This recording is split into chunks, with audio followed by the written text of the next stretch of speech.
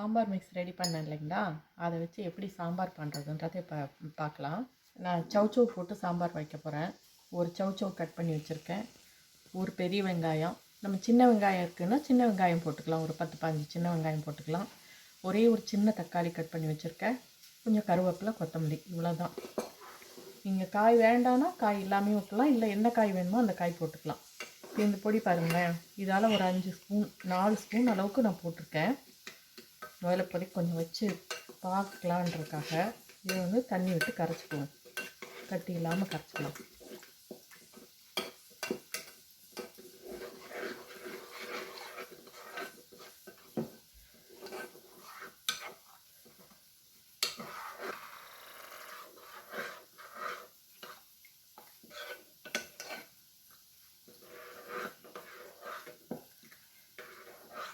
இந்த அளவு கரைச்சி வச்சுருக்கேன். திரும்ப தண்ணி தேவைப்படும்னா பார்த்து தண்ணி ஊற்றிக்கலாம். அவ்வளோதான். இப்போ வாங்க தாளிக்க. ஒரு குக்கரில் கொஞ்சம் எண்ணெயும் நான் கொஞ்சம் நெய்யும் போட்டிருக்கேன். கொஞ்சம் வாசமாக இருக்கட்டும்ன்றக்காக கொஞ்சோண்டு நெய்யும் போட்டிருக்கேன். சூடு ஏறட்டும். இதில் கடுகு, நம்ம எப்பயும் சாம்பாருக்கு தாளிப்போம் இல்லைங்களா, அது மாதிரி. வேணுன்னா இதில் ஒரு காஞ்ச மிளகாய் கூட போட்டுக்கலாம். நான் போட போகிறதில்ல, காரம் ரொம்ப அதிகமாகிடுமோன்ட்டு. கொஞ்சமாக பெருங்காயம் ஏற்கனவே சேர்த்துருக்கோம், அதனால் கொஞ்சம் சேர்த்தா போதும். கடுகு பொரிஞ்சிச்சு. வெங்காயம் போட்டுக்கலாம். வெங்காயம் கருவேப்பிலை போட்டுக்கலாம்.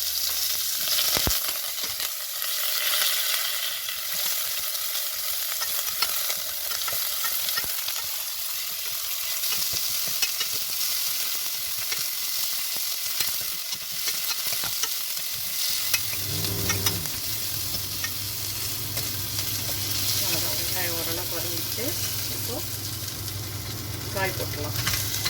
காய் கொஞ்சம் அதிகம்தான், ஒரு சௌச்சௌவில் மீதி வைக்க முடியாது இல்லையா, அதனால் ஃபுல்லாக ஒன்றும் போட்டாச்சு. அப்படியே ஃபஸ்ட்டாக அது இறங்கிக்கணும்.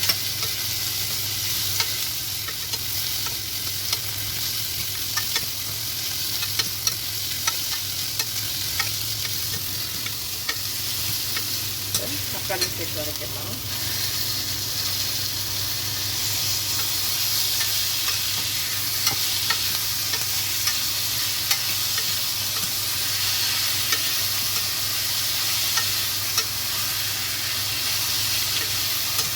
எதுவுமே சேர்க்க வேண்டாம், அவ்வளோதான். உங்களுக்கு இதை வதக்கிட்டு இந்த இதை கரைச்சி விட்டு மூடி ஒரு விசில் மட்டும் விட்டோம்னா போதும், சாம்பார் ரெடி ஆயிரும்.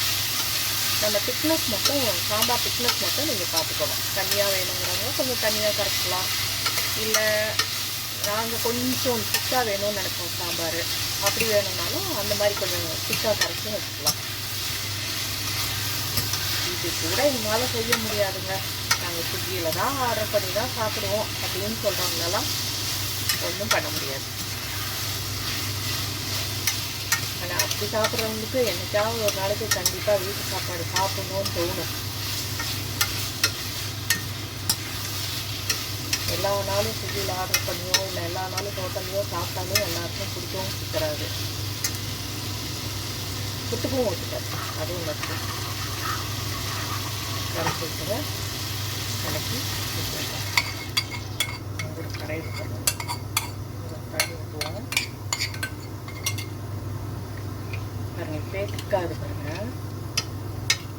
ஒரு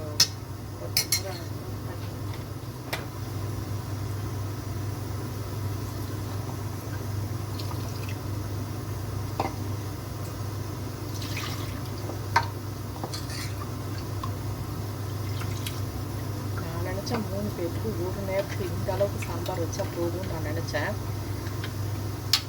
இதுக்கும் கம்மியாகவே வச்சா போதும்னு, ஆனால் அதுக்கும் கூடவே வரும் போல இருக்குது.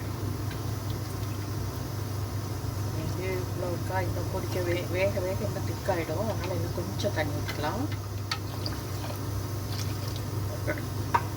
தண்ணியாக இருந்துச்சுன்னா அதுக்கப்புறம் நம்ம பார்த்து மூடிட்டு கேஸ் வந்து ஒரே ஒரு விசில், காய் வேகிறது மட்டும் போதும்.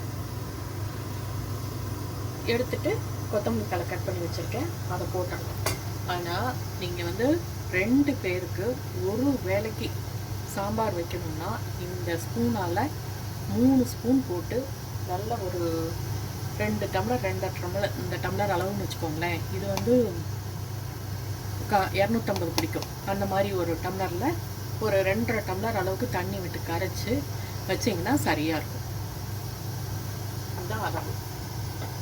கேஸ் வந்துச்சு, வெயிட் போட்டுருவோம்.